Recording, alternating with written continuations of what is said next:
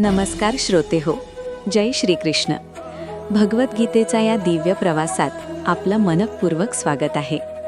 आज आपण भक्ती मार्गातील एका अत्यंत गोड आणि आश्वासक वचनावर चिंतन करणार आहोत. जीवनातील संकटांच्या समुद्रात जेव्हा आपण भरकटतो, तेव्हा आपल्याला कोणीतरी तारून नेणारं हवं असतं. भगवंत स्वतः भक्तांना कसा तारतात हे आज आपण 12व्या अध्यायातील 6व्या आणि 7व्या श्लोकातून समजून घेणार आहोत. चला तर मग या रसाळ आणि प्रासादिक ज्ञानगंगेत डुबकी मारूया. ये तु सर्वाणि कर्माणि मयि संन्यस्य मत्पराः अनन्येनैव योगेन मां ध्यायन्त उपासते. अर्जुनाला सगुण आणि निर्गुण भक्तीमधील फरक सांगताना भगवंत आता त्या भक्तांबद्दल बोलत आहेत जे आपले संपूर्ण जीवन परमेश्वराच्या चरणी अर्पण करतात. हा श्लोक म्हणजे शरणागतीचं एक सुंदर चित्र आहे. श्रोते हो, या श्लोकात श्रीकृष्ण अत्यंत प्रेमाने सांगत आहेत की जे भक्त आपली सर्व कर्मे मला अर्पण करतात, मलाच आपले सर्वोच्च ध्येय मानतात आणि अनन्य भावाने म्हणजेच माझ्याशिवाय दुसरे काहीही न इच्छिता माझे ध्यान आणि उपासना करतात. येथे सर्व कर्मे अर्पण करणे म्हणजे काय? तर आपण जे काही करतो, नोकरी, व्यवसाय, कुटुंबाची काळजी, ते सर्व भगवंताची पूजा म्हणून करणे. फळाची आशा न ठेवता, हे प्रभू, हे तुझेच काम आहे आणि तूच माझ्याकडून करवून घेत आहेस, असा भाव मनात ठेवणे. हा अनन्य योग आहे, जिथे भक्त आणि भगवंत यांच्यात तिसरे कोणीही नसते. एकदा संत नामदेव महाराज कीर्तन करत होते. कीर्तनात ते इतके तल्लीन झाले होते की त्यांचा देहभान हरपला. त्यांच्यासाठी समोर बसलेले श्रोते, टाळ, मृदंग आणि स्वतः ते सर्व काही विठ्ठलमय झाले होते. त्यांनी आपली सर्व कर्मे आणि अस्तित्व त्या पांडुरंगालाच अर्पण केले होते. हीच ती अनन्य भक्ती, जिथे जीवनाचे प्रत्येक कर्म भगवंताची प्रार्थना बनते. आजच्या धकाधकीच्या जीवनात आपण अनेकदा कामाच्या ताणामुळे थकून जातो. पण जर आपण सकाळी उठून अशी प्रार्थना केली की आज मी जे काही करेन ते तुझीच सेवा असेल, तर कामाचा ताण निघून जातो. ऑफिसमधले टार्गेट्स किंवा घरातल्या जबाबदाऱ्या ओझे वाटत नाहीत, तर ती भगवंताची पूजा वाटते. याच भावाने आपले रोजचे जीवन शांत आणि आनंदी होते.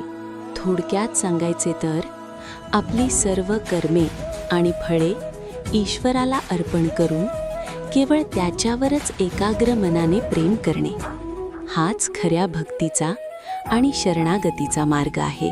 तेषामहं समुद्धर्ता मृत्यू संसार सागरात भवामि न चिरात् पार्थ मय्यावेशित चेतसाम.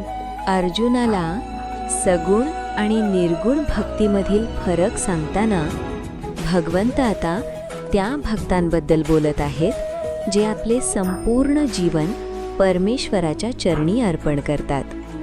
हा श्लोक म्हणजे शरणागतीचं एक सुंदर चित्र आहे. 6व्या श्लोकात भक्तांनी काय करावे हे सांगितल्यानंतर आता या 7व्या श्लोकात भगवंत स्वतः काय करतात याची मोठी हमी देत आहेत. हा श्लोक म्हणजे भगवंताचे भक्तांना दिलेले सर्वात मोठे आणि गोड आश्वासन आहे. श्रीकृष्ण म्हणतात, हे पार्था, ज्यांनी आपले चित्त माझ्या ठाई स्थिर केले आहे, त्यांचा या मृत्यूरूपी संसार सागरातून मी स्वतः लवकरच उद्धार करतो. श्रोते हो, विचार करा, किती मोठा आधार आहे हा.